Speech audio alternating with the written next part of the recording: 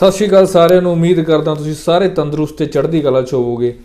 सो अज दी ਜਿਹੜੀ ਵੀਡੀਓ है ਇਹਦੇ ਵਿੱਚ ਦੋਸਤੋ ਆਪਾਂ डिस्कस करना ਆਸਟ੍ਰੇਲੀਆ टूरिस्ट वीज़ा प्लस की डॉक्यूमेंटेशन होंदी आ ते किस तरह तुसीं अप्लाई करना ते नाल ही ਜਦੋਂ ਤੁਸੀਂ ਆਸਟ੍ਰੇਲੀਆ टूरिस्ट वीज़ा ਲੈ ਲੈਂਦੇ ਹੋ ਉੱਥੇ ਜਾ ਕੇ ਜਾਂ ਚਲੇ ਜਾਂਦੇ ਹੋ ਤਾਂ ਆਪਣਾ ਜਿਹੜਾ टूरिस्ट वीज़ा है ਉਸ ਨੂੰ किस तरह ਤੁਸੀਂ वर्क परमिट ਦੇ ਵਿੱਚ ਜਿਹੜਾ ਹੈਗਾ शिफ्ट करा सकते हो। सो सारी डिटेल्ड इन्फॉर्मेशन अज की वीडियो के विच मैं थोड़े नाल डिस्कस करूँगा। सो उम्मीद करदा तुसीं वीडियो नूं शुरू तो लैके एंड तक जरूर देखोगे। अगर तुसीं मेरे चैनल ते नवें हो दोस्तों प्लीज़ इसनूं सबसक्राइब कर दिओ तां कि इदां दी आउण वालियां अपडेटेड इन्फॉर्मेशन जिहड़ियां कि सच ते आधारित ने तुहानूं समय सिर मिल सके। सो आओ स्टार्ट करिए अज की वीडियो। दोस्तों जो भी असी आस्ट्रेलिया का टूरिस्ट वीज़ा जोड़ा है अप्लाई करते हैं तो कुछ ऐसिया रिक्वायरमेंट्स ने जिहड़ियां सानू अपने ध्यान च रखनी है। देखो वैसे तो मैं ऑलरेडी अपनी हर एक वीडियो के तुहानूं दसदा कि अपनी प्रोफाइल ते काम करना शुरू कर दिओ। आस्ट्रेलिया दे विच भी जिहड़ा हैगा तुसीं अपनी प्रोफाइल ते काम करना। प्रोफाइल की गल करिए दोस्तों, जॉब करते हो, बिजनेस करते हो, खेतीबाड़ी करते हो, राइट।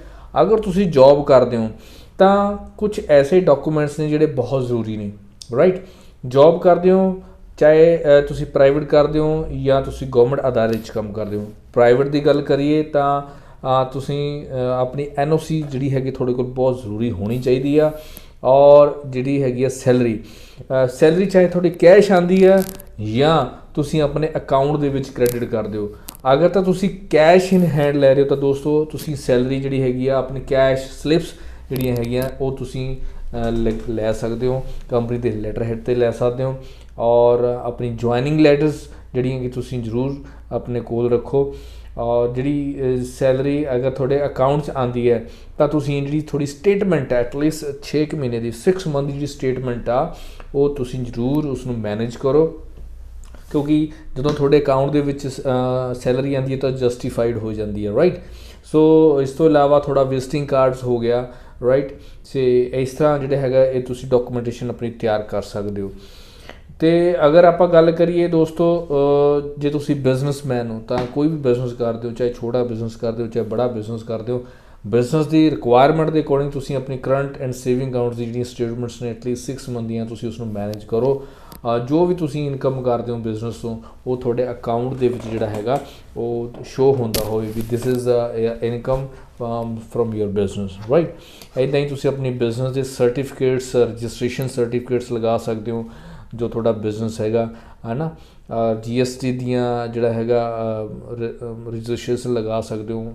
ਇਨਕਮ ਟੈਕਸ ਰਿਟਰਨ ਜਿਹੜੀਆਂ ਹੈਗੀਆਂ ਬਹੁਤ ਇੰਪੋਰਟੈਂਟ ਜਿਹੜਾ ਡਾਕੂਮੈਂਟ ਆ ਉਹ ਤੁਸੀਂ ਚਾਹੇ ਜੋਬ ਕਰਦੇ ਹੋ ਚਾਹੇ ਬਿਜ਼ਨਸ ਕਰਦੇ ਹੋ, ਉਹ ਜਿਹੜੀ ਇਨਕਮ ਟੈਕਸ ਰਿਟਰਨ ਨੇ ਉਹ ਤੁਸੀਂ ਜ਼ਰੂਰ ਜਿਹੜਾ ਹੈਗਾ 3 ਸਾਲ ਦੀ ਤੁਸੀਂ ਉਸ ਨੂੰ ਮੇਨਟੇਨ ਕਰੋ।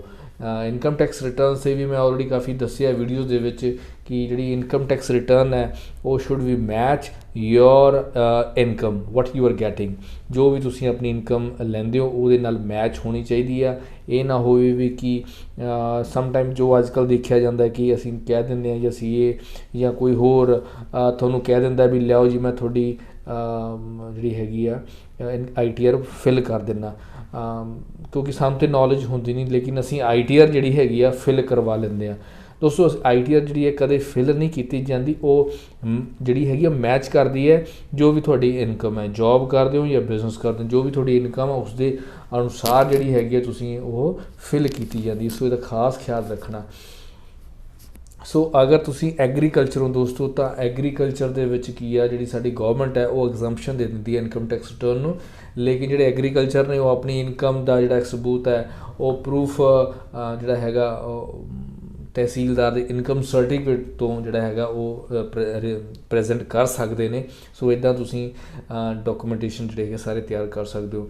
ਹਾਂ ਅਗਰ ਐਗਰੀਕਲਚਰ ਕੋਈ ਬਿਜ਼ਨਸ ਕਰਦਾ, ਡੇਅਰੀ ਫਾਰਮਿੰਗ ਦਾ ਕੰਮ ਕਰਦਾ है ना, तो तुसी वो फिर ITR ਤੁਹਾਨੂੰ ਫਿਲ ਕਰਨੀ ਪਊਗੀ।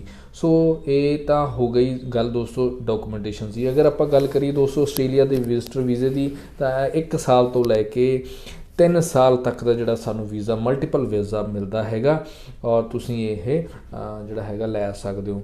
ਲੇਕਿਨ ਦੋਸਤੋ ਮੇਨ ਗੱਲ ਜਿਹੜੀ ਆਉਂਦੀ ਆ ਕਿ ਜਦੋਂ ਸਾਨੂੰ ਆਸਟ੍ਰੇਲੀਆ ਦਾ ਟੂਰਿਸਟ ਵੀਜ਼ਾ ਮਿਲ ਗਿਆ ਤਾਂ ਉੱਥੇ ਅਸੀਂ ਲੈਂਡ ਕਰ ਗਏ, ਚਲੇ ਗਏ ਤਾਂ ਸਾਡੇ ਮਨ ਦੇ ਵਿੱਚ ਇੱਕ ਸਵਾਲ ਪੈਦਾ ਹੁੰਦਾ ਵੀ ਅਸੀਂ ਇਸ ਵੀਜ਼ੇ ਨੂੰ ਅਸੀਂ ਕਿਸ ਤਰ੍ਹਾਂ ਅੱਗੇ ਐਕਸਟੈਂਡ ਕਰੀਏ ਕਿਸੇ ਰੂਪ ਦੇ ਵਿੱਚ ਵੀ ਅਸੀਂ ਇਸ ਧਰਤੀ ਤੋਂ ਜਿਹੜਾ ਹੈਗਾ ਕਮਾਈ ਵੀ ਕਰ ਸਕੀਏ।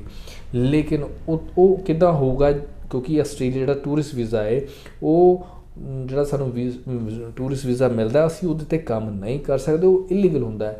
ਲੀਗਲ ਤੌਰ 'ਤੇ ਕਿਵੇਂ ਜਿਹੜਾ ਹੈ ਕੰਮਕਾਰ ਕਰੀਏ ਉਹਦੇ ਲਈ ਤੁਸੀਂ ਜਿਹੜਾ ਆਪਣਾ ਵੀਜ਼ਾ ਹੈ ਉਹਨੂੰ ਤੁਹਾਨੂੰ ਸ਼ਿਫਟ ਕਰਾਉਣਾ ਪੈਂਦਾ, ਮੂਵ ਕਰਾਉਣਾ ਪੈਂਦਾ ਵਰਕ ਪਰਮਿਟ ਦੇ ਵਿੱਚ। ਲੇਕਿਨ ਇੱਕ ਸੌਖਾ ਤਰੀਕਾ ਮੈਂ ਤੁਹਾਨੂੰ ਦੱਸ ਦਿੰਦਾ ਦੋਸਤੋ, ਜਦੋਂ ਤੁਸੀਂ ਪਹੁੰਚ ਜਾਂਦੇ ਹੋ ਉੱਥੇ ਤੁਸੀਂ ਕੀ ਆ ਜਿਹੜਾ ਤੁਹਾਡਾ ਵੀਜ਼ਾ ਹੈ ਉਸਨੂੰ ਤੁਸੀਂ ਕੋਈ ਵੀ ਸਟੱਡੀ ਪਰਮਿਟ ਜਿਹੜਾ ਲੈ ਸਕਦੇ ਹੋ, ਸ਼ਾਰਟ ਟਰਮ ਲੈ ਲਓ ਜਾਂ ਲੌਂਗ ਟਰਮ ਲੈ ਲਓ, ਕਿਉਂਕਿ ਫਿਰ ਤੁਸੀਂ ਜਿਹੜਾ ਹੈਗਾ ਲੀਗਲ ਤਰੀਕੇ 'ਤੇ ਤੁਸੀਂ ਰਹਿ ਸਕਦੇ ਹੋ।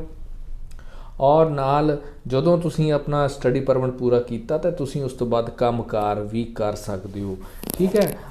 ਅਤੇ ਉਹ ਕਿਵੇਂ ਹੋਊਗਾ ਦੋਸਤੋ, ਉੱਥੇ ਕਿਆ ਹੈ ਆਸਟ੍ਰੇਲੀਆ ਦੇ ਵਿੱਚ ਤੁਹਾਨੂੰ ਰਜਿਸਟਰਡ ਜਿਹੜੇ ਕੰਸਲਟੈਂਟ ਮਿਲ ਸਕਦੇ ਹੈ, ਕੋਈ ਅੱਛਾ ਵਕੀਲ ਜਿਹੜਾ ਤੁਹਾਨੂੰ ਗਾਈਡ ਕਰੇ, ਤੁਸੀਂ ਉਸ ਦੀ ਸਲਾਹ ਲੈ ਸਕਦੇ ਹੋ। ਅਤੇ ਇਹ ਸਾਰਾ ਕੰਮ ਜਿਹੜਾ ਹੈਗਾ ਤੁਹਾਡਾ ਟੂਰਿਸਟ ਵੀਜ਼ਾ ਤੋਂ ਲੈ ਕੇ ਵਰਕ ਪਰਮਿਟ ਤੱਕ ਦਾ ਤੁਹਾਡਾ ਸਫ਼ਰ ਵਧੀਆ ਜਿਹੜਾ ਹੈਗਾ ਹੋ ਸਕਦਾ ਹੈ। ਵਿਜ਼ਟਰ ਵੀਜ਼ਾ ਤੋਂ ਬਾਅਦ ਸਟੱਡੀ ਪਰਮਿਟ ਲੈ ਸਕਦੇ ਹਾਂ, ਸਟੱਡੀ ਪਰਮਿਟ ਤੋਂ ਬਾਅਦ ਤੁਹਾਨੂੰ TR ਫਿਰ ਪਲੱਸ PR, ਇੱਦਾਂ ਇੱਕ ਸਫ਼ਰ ਜਿਹੜਾ ਹੈਗਾ ਤੁਹਾਡਾ ਸਟੈਪ ਬਾਏ ਸਟੈਪ ਚੱਲਦਾ। ਸੋ ਇੱਦਾਂ ਤੁਸੀਂ ਲੈ ਸਕਦੇ ਹੋ ਔਰ ਸੇਫ ਤਰੀਕਾ ਹੈ, ਲੀਗਲ ਤਰੀਕਾ ਹੈ, ਇਸ ਨੂੰ ਤੁਸੀਂ ਅਪਣਾ ਸਕਦੇ ਹੋ ਔਰ ਤੁਸੀਂ ਆਪਣਾ ਜਿਹੜਾ ਆਸਟ੍ਰੇਲੀਆ ਜਾ ਕੇ ਆਪਣਾ ਸੈਟਲਮੈਂਟ ਹੋਣ ਦਾ ਸੁਪਨਾ ਵੀ ਸਾਕਾਰ ਕਰ ਸਕਦੇ ਹੋ। ਸੋ ਦੋਸਤੋ ਬੜੀ ਛੋਟੀ ਜੀ ਅੱਜ ਵੀਡੀਓ ਸੀ, ਲੇਕਿਨ ਮੈਂ ਉਮੀਦ ਕਰਦਾ ਕਿ ਤੁਹਾਨੂੰ ਜਿੰਨੀ ਵੀ ਇਨਫੋਰਮੇਸ਼ਨ ਅੱਜ ਦੇ ਪਾਇਆ ਕਿਤੇ ਨਾ ਕਿਤੇ ਤੁਹਾਡੇ ਇੱਕ ਕਰੀਅਰ ਦੇ ਵਿੱਚ ਤੁਹਾਨੂੰ ਮਾਰਗਦਰਸ਼ਨ ਦਊਗੀ। ਸੋ ਫਿਰ ਵੀ ਦੋਸਤੋ ਤੁਹਾਨੂੰ ਕਨਫਿਊਜ਼ਨ ਲੱਗਦੀ ਹੈ, ਡੋਂਟ ਬੀ ਸ਼ਾਈ, ਫੋਨ ਚੁੱਕੋ, ਕਾਲ ਕਰੋ ਮੇਰੇ ਨਾਲ, ਮੇਰੇ ਐਕਸਪਰਟ ਦੇ ਨਾਲ ਗੱਲਬਾਤ ਕਰੋ। ਜਿੰਨਾ ਕੁ ਜ਼ਰੂਰੀ ਹੋਇਆ ਮੈਂ ਤੁਹਾਨੂੰ ਟੈਲੀਫੋਨਿਕ ਗਾਈਡ ਕਰੂੰਗਾ।